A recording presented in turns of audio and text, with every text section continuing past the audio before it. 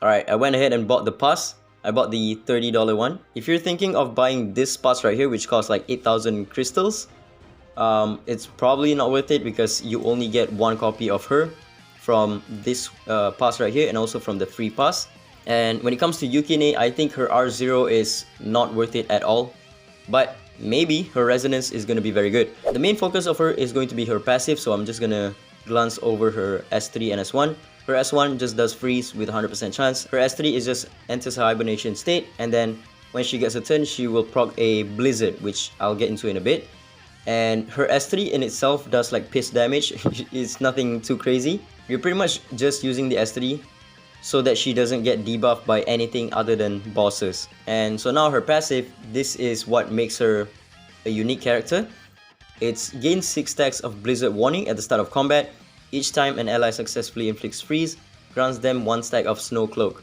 At the end of any unit's active turn, Yukine's Blizzard Warning stacks -1. When all Blizzard Warning stacks are removed, a Blizzard sweeps across the battlefield, dealing true damage equals to 4% of her max HP to all units, with damage plus 50% for each Blizzard triggered. Now, this second part right here, plus 50% for each Blizzard triggered, is unlimited, so you can go infinitely to increase her damage, but it does stack up very slowly. And then Blizzard Warning is signals the arrival of a blizzard. When all stacks are cleared, the carrier's teammates with Snowcloak gains a bonus turn, and Yukine gains 6 stacks of this effect again. This is OP. The carrier's teammates with Snowcloak gain a bonus turn. If your entire team has the Snowcloak, which you can get from inflicting freeze, your entire team gets a bonus turn, and it can trigger every 6 turns. This is absolutely insane. And then Snowcloak, immune to blizzard damage. Freeze inflicted by the carrier won't miss and can't be resisted each time the carrier is inflicted with the control effect. Removes 1 stack of this effect to nullify the control. When casting an ability and inflicting freeze, if the carrier is a fighter, deals 100% of attack to the target. If the carrier is not a fighter, deals 6% damage up to 30%, maximum 3 stacks. So the reason why I say she's not going to be that good at R0 is because you need to successfully inflict freeze. But when you do get her to R6, or I forgot to talk about her resonance, R1 is just damage mitigation when she has hibernation. R2 is when an ally attempts to inflict freeze, they gain Snow Cloak. So you no longer need to successfully inflict freeze, you just need to attempt to inflict freeze. R4 is gains hibernation for 2 turns at the start of combat, and then R6 is increases the number of Snow Cloak stacks gained each time to 2. I don't think her R6 is that important. You can stop at R2, but the best case scenario is you stop at R4. Her captain ability is HP plus 30%, and then her dividend is when the blizzard ends, 100% chance of granting another stack of Snow Cloak to allies with the Snow Cloak. Her rival rune is the Snow Dowager set or Frost set. Alright, let me just do a mini showcase of her R0. I do have enough to get her 1 copy. You can also get like Sloan or Daji if you don't have them maxed out, but in my opinion it's not worth it because this box gives you 2 copies of her as opposed to 1 copy of this one or this one. If you're looking for resonance for these 2 other characters, you're better off using Ripple boxes where you can get 5 copies of them. Alright, so by reading her skills, it seems like you want to run her with Espers that can freeze, but when you take a look at the roster, we don't really have that many good freeze units. There's only 1 good freeze unit, the rest is kind of bad at this point, which is Sloan. And then Farah is still, she's decent, but not the best. She's not doing enough damage to really provide anything for the team. So it seems like you're only going to be running her with Sloan, right? But let me just demonstrate how it works real quick. So Sloan has a freeze on her S3. When I use her S3, it's going to give Sloan the Snow Cloak stack. Boom, there we go. We got 1 stack of Snow Cloak on her. And I procced a blizzard because the enemies took 5 turns, and as you can see, the damage is not that high, right? Sloan also has freeze on her S1, so if I were to, let's say, freeze this guy, boom, that's gonna give me another Snow Cloak stack. Alright, so her S3, like I said, is gonna put her in hibernation state, which is going to incapacitate her, and whenever she gets attacked, she has a 50% chance to freeze. So now she can also put a Snow Cloak stack on her if she does land the freeze on her hibernation state. Alright, once again, I managed to freeze the enemy. So I got 3 stacks of Snow Cloak on my Sloan. And every single time the Blizzard procs, as you can see, my Sloan gets a bonus turn. So every 6 turns pretty much, because the Blizzard has 6 stacks, my Sloan is going to get an additional turn. This is absolutely insane. Look at this. The Blizzard now has 2 stacks. 1, 6, my Sloan gets another turn. Look, this is insane. If your entire team has the Snow Cloak stack, your entire team moves once again. How crazy is that? Now when you look at what's going on here, there's something weird going on. My Sakura has Snow Cloak stack right here, whereas she does not have any free skill, right? And the reason why this is possible is because I'm using the Frost set on her, which means if you run Yukine with 4 other Espers that is using the Frost set, you can get your entire team, even if they don't have the freeze debuff in their skill, you can still get the snow stack as long as the enemy attacks you and you proc the Frost set. It's a 25% chance, which is pretty low, and this is the reason why I say her R0 is not going to be that good, because in PvP, enemies will have immunity, and enemies are straight up just immune to debuffs like Wu Yu and some other units like Momo if she has enough stacks. But when you do get her to R2, you only need to attempt to freeze the enemy, which means when the enemies attack you, you have a 25% chance to get the Snow Cloak stack regardless of whether you freeze the enemy or not. Oh, and I forgot to mention one thing. The Blizzard damage also goes to your allies. If they don't have the Snow Cloak stack, they will be damaged by the Blizzard. See? My Lian doesn't have the Snow Cloak, so she gets damaged by the Blizzard. Now there's some meshes I would like to show you.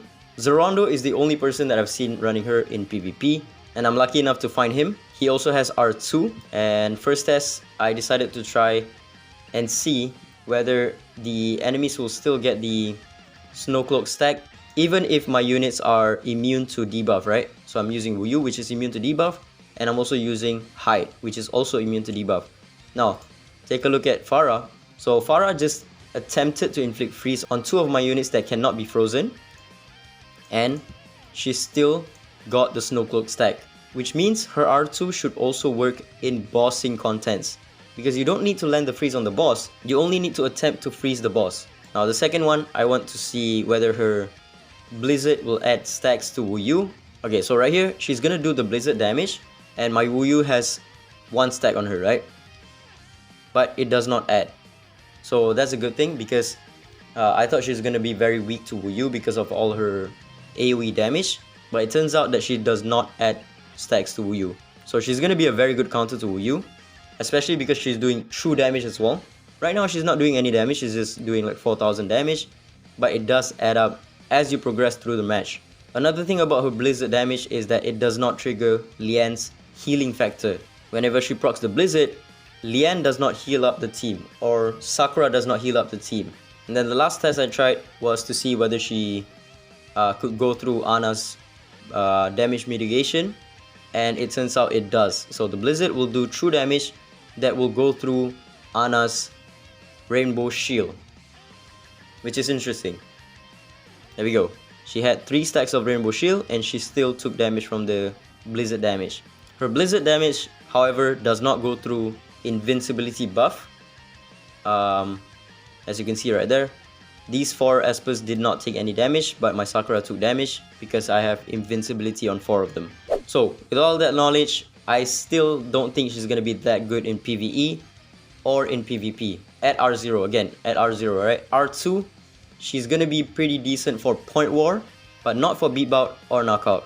Because in point war, you can use your own set, right? You can put Frost set on all of your allies, which means you can gain the Snow Cloak stack on all of your units. Whereas in beat bout, you have preset relics. You cannot use Frost set on every single one of your units, which means she's not going to be that effective in beat bout. And we can already tell how she's not going to be that good in rival rune content by going through knockout. Usually during the first day, you can already see people running new Espers, and if you go to win, you search her up, there's not a single team running her in beat bout. And again, there's some people still running her in PvP in beat bout, but because the team gets so low of a point or a win rate, it doesn't show up in the team rank right here. So in PvP, I think she's only going to be good in point war. However, in PvE, I think she's also going to be pretty bad, but once you get her to R2, I think you might be able to run her in all of the teams, and instead of running any other sets on all of your units, you can put Frost set on them. The turn cycling is going to be absolutely insane. So what I'm talking about is, she's probably not going to be run in the Elite team, but you might be able to run something like this. Yukine, Embla, Fushi, Shenpin, and Sakura, and all of them, every single one of them, will be on the Frost set. So whenever the boss does an AoE attack, you have a 25% chance to gain the Snow Cloak stack. You only need one stack of the Snow Cloak, and then once you get one stack on all of your units, every 6 turns, you will instantly get a turn on every single one of your units.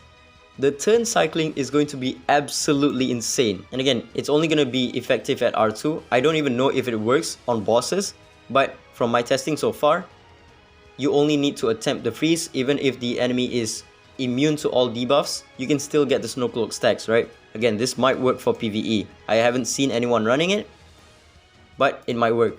So there's Falsetto Fantasy that she could be good in, and then there's also in Shadow Stream, you can swap out one of the units like oh, actually, wait, I think in Shadow Stream the game might actually break. I'm not even kidding.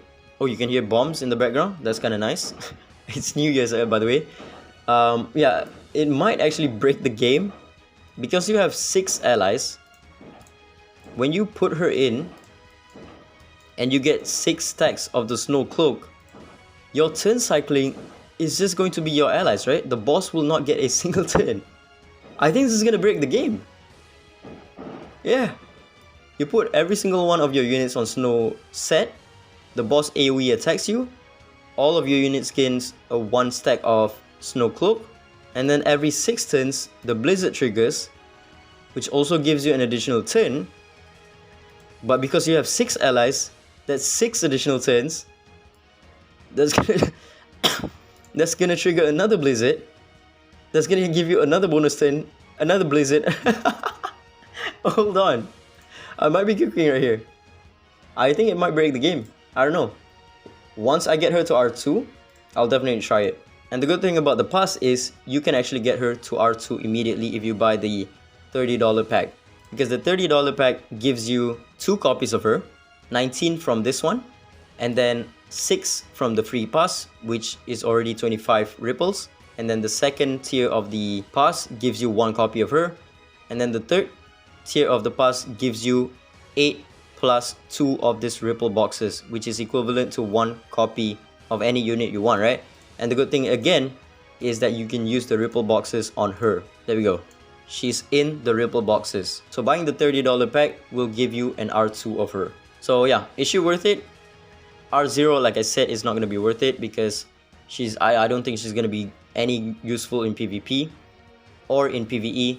But at R2, like I said, R2, she might actually just break the entire game. That's about it. Ciao.